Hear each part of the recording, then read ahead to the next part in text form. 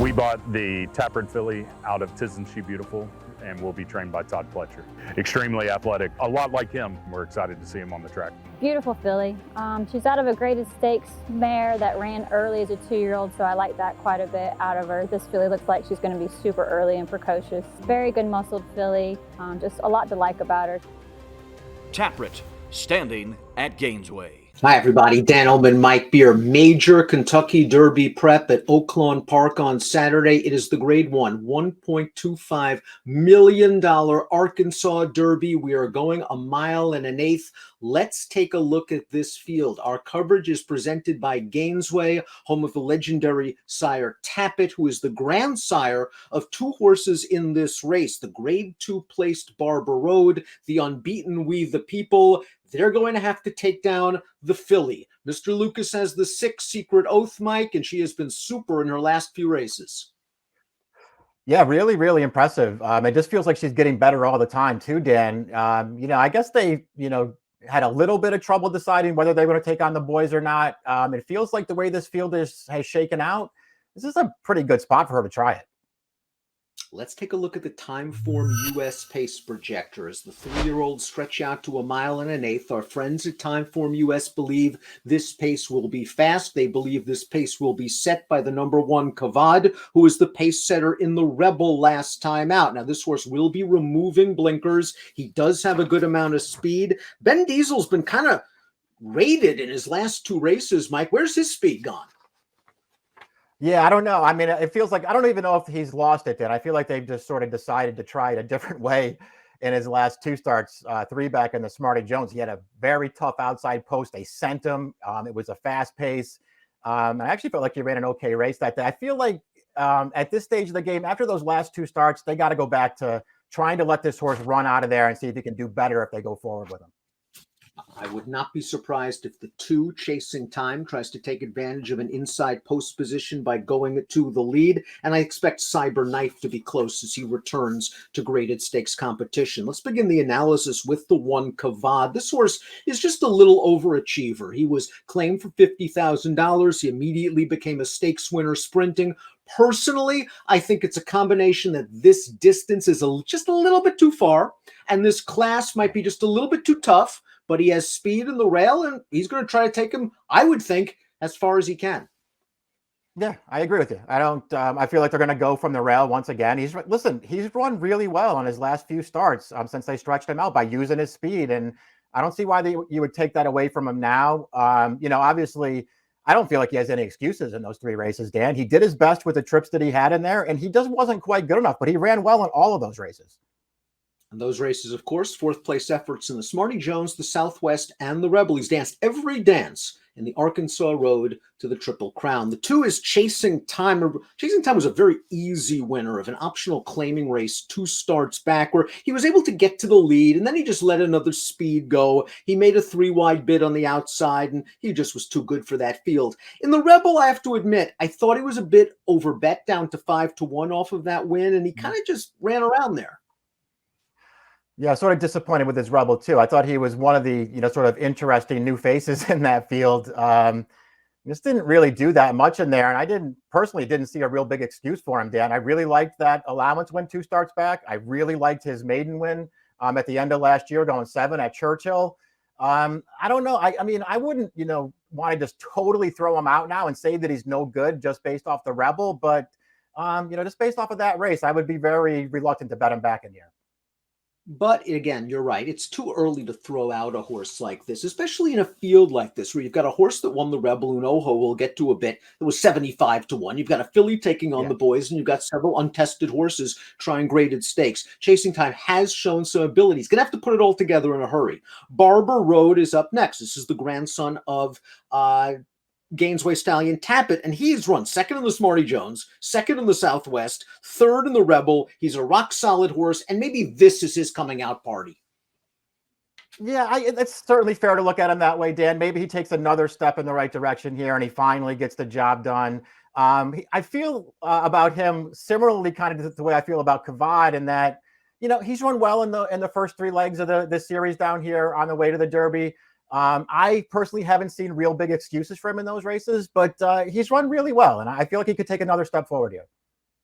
The number 4 is Doppelganger, one of several Oaks and Derby contenders, transferred from Bob Baffert recently to trainer Tim Yakteen. This horse is very lightly raced. He ran in the San Felipe in his route debut last time out, and he just happened to catch a freak. He caught Forbidden Kingdom in his last 2 races, but that race, the San Felipe, I think was an underrated run for Doppelganger. Forbidden Kingdom might got loose. Doppelganger made a little bit of a run entering the second turn, and while he couldn't get to Forbidden Kingdom, he didn't quit in the stretch. Yeah, I feel that's how I feel about it too. I feel like if he ran that race and one of any several other Derby prep races along the way, he might have been right there at the finish. But the way that Forbidden Kingdom ran that day, he just couldn't get anywhere near him. I thought he ran really well in that race. I thought he ran fine in his first 2 career starts as well. Those were sprints. But I'm, based off his last race, not that worried about him going longer distances. Listen, you get a trainer change here away from Baffert, but listen, Baffert was training this horse right up until, last week or the week before. So you're probably getting this horse off of Baffert's training, but maybe you don't get that low price because Baffert's name's not in the program anymore.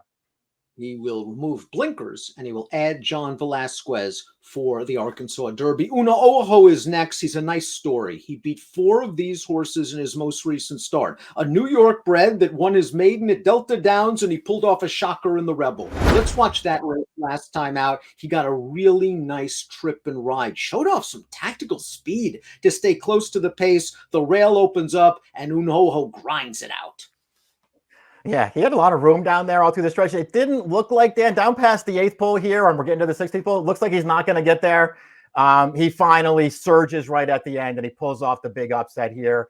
Another sort of slight improvement for this horse, and he already did show way more tactical speed here, so that's a feather in his cap as well. He's a really cool horse. I hope he runs well again. I'm betting somebody else.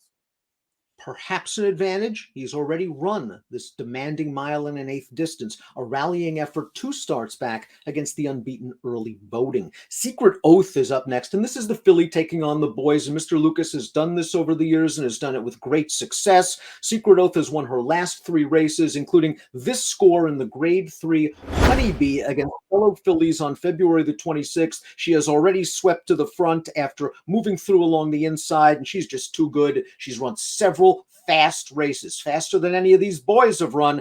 She's going to be real tough.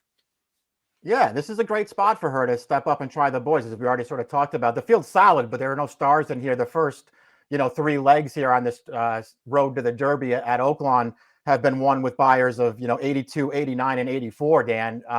If she just shows up and runs her typical race, she's going to be a handful. She's fastest on the way in. The distance feels like it's no problem for her. She's got really good tactical speed. There's a lot to like. She's won all 3 of her starts at Oaklawn by a combined 23 lengths. She is a very exciting prospect. Ben Diesel is up next. We talk about how maybe they've tried to take this horse back and save something for the finish, and I guess it worked in the Southwest 2 starts back. The trip worked out very well. John Court was able to save ground, came up along the inside, and Ben Diesel's really didn't finish with the same pop as Barber rode. In the Rebel last time out, a disappointing effort. Yeah, disappointing effort last time. His prior 2 starts were okay. So I guess you could sort of look at him and say, well, I'm going to give him a pass for that Rebel and hope that he rebounds in this spot. I feel like his best chance to do that, Dan, would just be to get really aggressive with him early and try to be part of this pace. I don't know if that's necessarily going to work out for him or not, but if he was mine, that's what I would do. Clips Award-winning trainer Brad Cox sends out the 8 Cyberknife. This horse has ability, and he has a pedigree as well. He's by Gunrunner, and I like the way he won his maiden 3 starts back. He was very, very green. It looked like he was going to cruise to a facile win in the stretch. I think he started looking around and getting goofy, and he almost blew it. They ran him in the Lecomte off that race anyway, and he was chasing a very fast pace while pretty wide. I was disappointed at how badly he tired, but all in all, I'm willing to give him a mulligan, especially because he was facing a really good field, Epicenter, and he's facing a field that's a little bit more questionable. Talented, but a little bit more questionable. He got a confidence booster last time out, Mike. They dropped him into anomalies of one other then. He won very easily, and he got a fig. Yeah, he was impressive last time. A real nice step in the right direction, Dan. He cruised in that race. Just sort of walked on the leaders and won that race very easily and under a very confident ride, too. I like that performance from him. Like you, I'd be happy to give him a chance to rebound out of the Lecomte. They put blinkers on him. They tried to go forward. The pace was really fast. and he just wound up wide. He actually made a move on that field. He was a good 4 or 5 wide around the second turn. He made a move on that field, and then he got tired at the end. I'd be willing to give him a pass for that one and let him try it again here. Definitely a horse who I think is a player in this race. Completing the field's the number 9, We the People, who is the other grandson of Tappet in this field, and he's done nothing wrong from 2 starts at Oaklawn against weaker company. Let's watch his most recent start. Going 1 mile and a 16th on March the 12th, coming off of a maiden win in which he sat close to the pace and he drew clear.